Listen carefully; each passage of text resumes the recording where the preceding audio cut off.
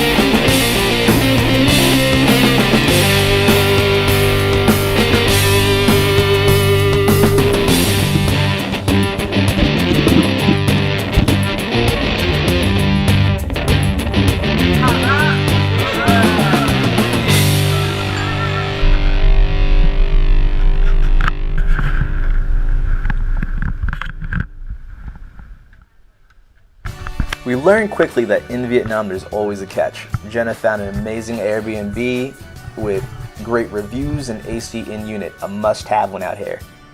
Turns out it's also on top of street vendor restaurants in the back of an alleyway, and not well kept. We're living like the locals, we're getting the full experience.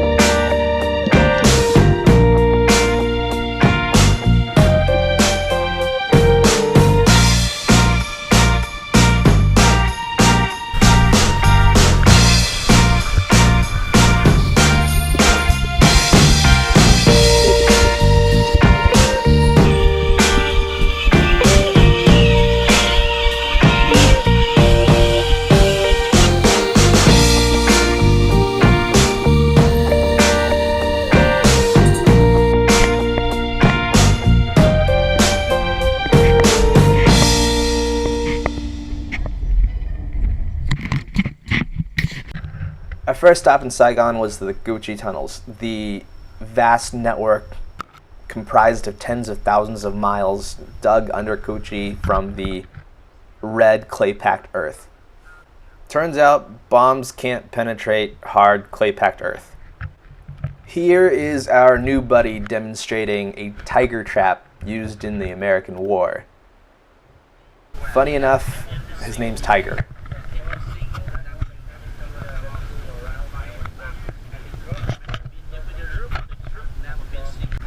Here are some other variations of traps that you can build if you really put your mind to it. And here is Tiger's buddy demonstrating to us how to lose a foot. And of course, there are the tunnels themselves. Now remember, the Viet Cong and the Viet Minh lived in these tunnels. They would bring their families down in these tunnels. They would eat in the tunnels, sleep in the tunnels. They would cook in the tunnels and build complex systems of smoke exhaust that would allow them to not display where they were located at the time. And these aren't actually the tunnels. These are the tunnels. There's a one-sided relationship that develops in these tunnels. I get to know the guy in front of me real well, but I never get his phone number.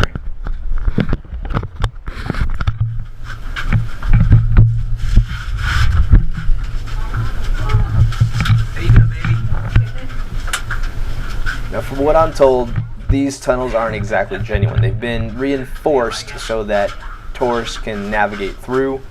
They've been lit for tourism use, and the design of this particular tunnel gets smaller and smaller the further you get in. However, at its smallest point, it's still not to the specifications that the Viet Cong would have lived in. These were built for Western tourists. The first exit here is about 20 meters. This exit? From here you can go by yourself. Go straight ahead, follow the line. We decide to waive our opportunity to exit and continue further down into the tunnel. Our neighbors in front of us test our ability to remain calm in this confined space by stopping to take photos every few moments. The further in we go, the smaller it gets, the walls close in tighter, our neighbors take more photographs, it's hot, it's damp, the air is hard to breathe. I don't know how the people here lived in these tunnels. You want to keep going or nah? I'm kind of good. I'm good too. All right. This is like hell's playpen. Oh, it's so hot. Next stop, the Crazy House in Dalat.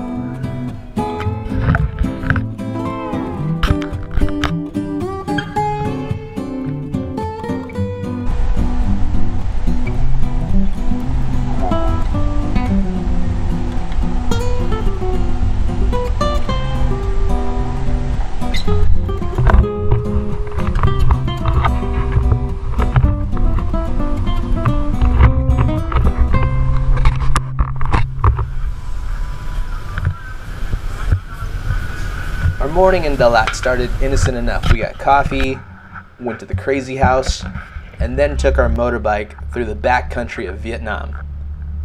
This is the story on how I broke my ribs.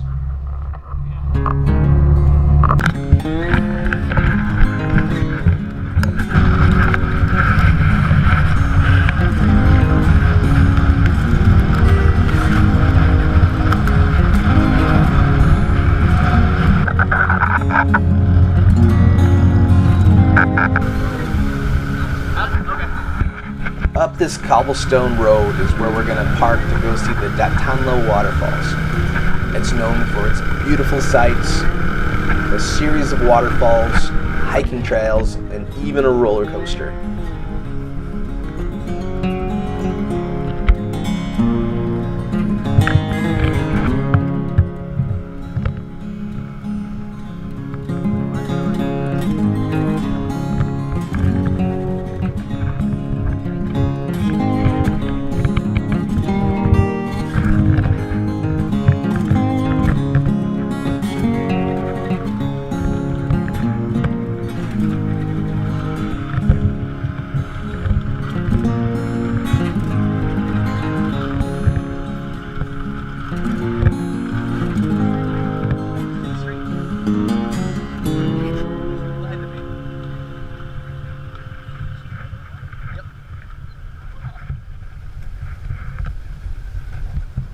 After spending all day in the passenger seat, it's Jenna's turn to take the reins.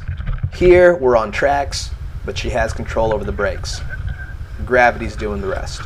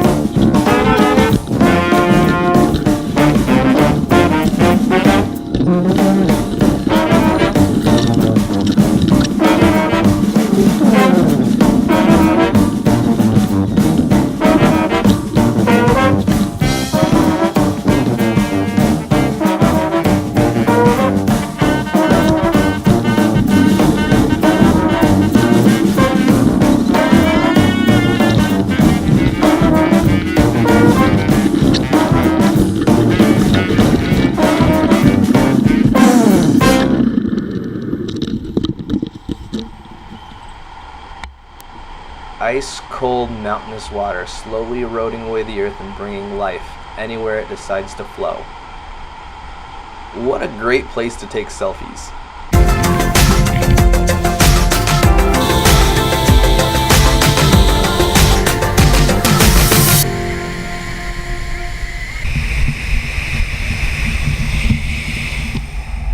We hop back on our scooter and get back onto the highway towards the Elephant Waterfall, the larger of the waterfalls that we'll be visiting today.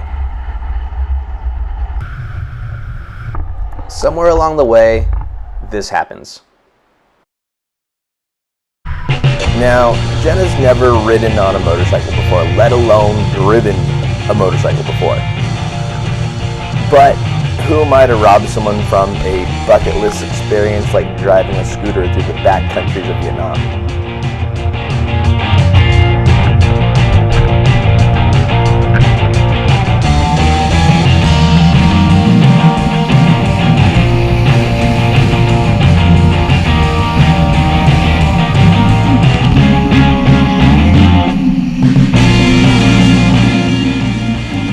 Now, I will say she does pretty well. She puts a ton of road behind us, builds her confidence, starts passing other scooterists, going opposite traffic, passing buses, taking bends around turns.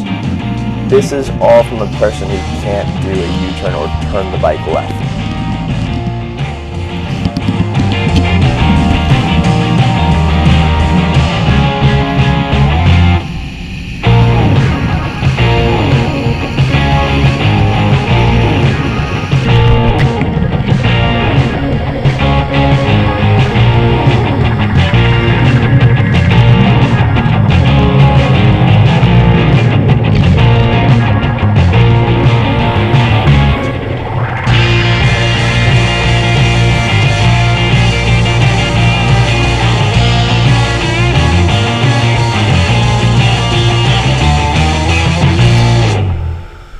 Now, we got to the waterfall in one piece. The sheer magnitude and volume of water dumping from the skies to the river below is just an incredible sight to see.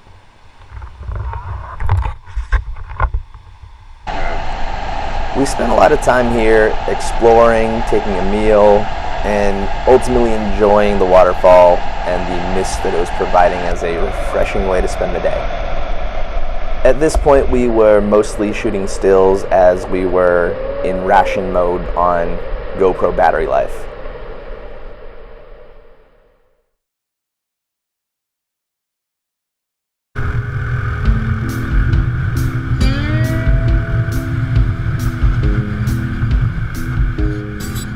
This is the face of a woman who has just experienced her first motorcycle accident.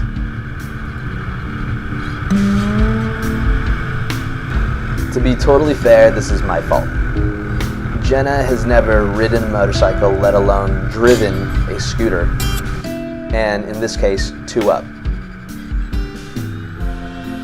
Now, we're in the backcountry on a dirt road, and after a major storm, the roads are flooded. So in this particular section, the left side of the road is a pond, and the right side of the road is a ditch.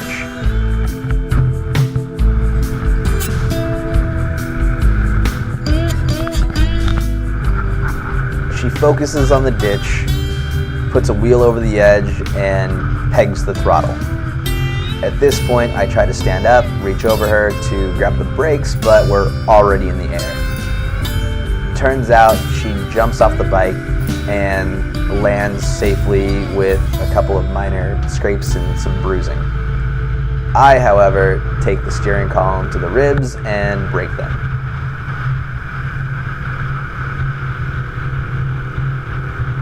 A pack of antibiotics and prescription-grade painkillers later, and we're off to Hoi An.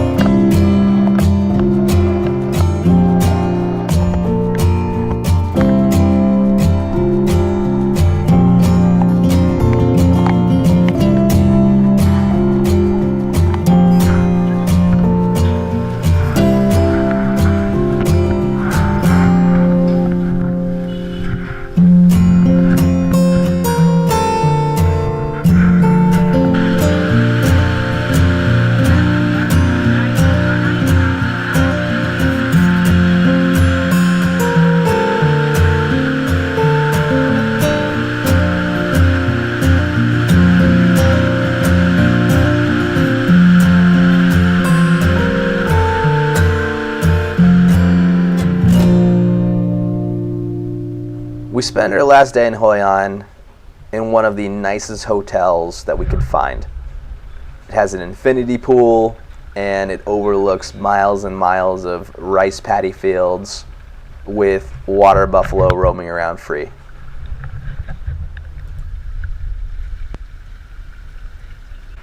For the last leg of our trip, we'll be living on the water, navigating thousands of islands in Halong Bay.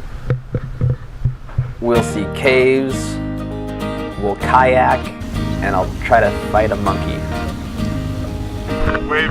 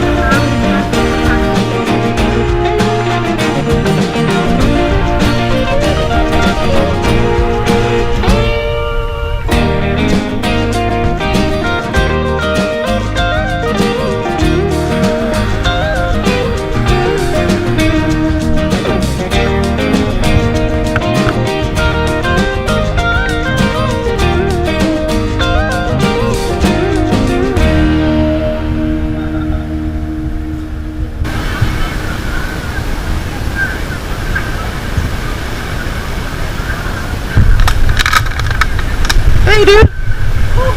Me. Don't do that. I was like, I want to pet you, dude. And then he came after me.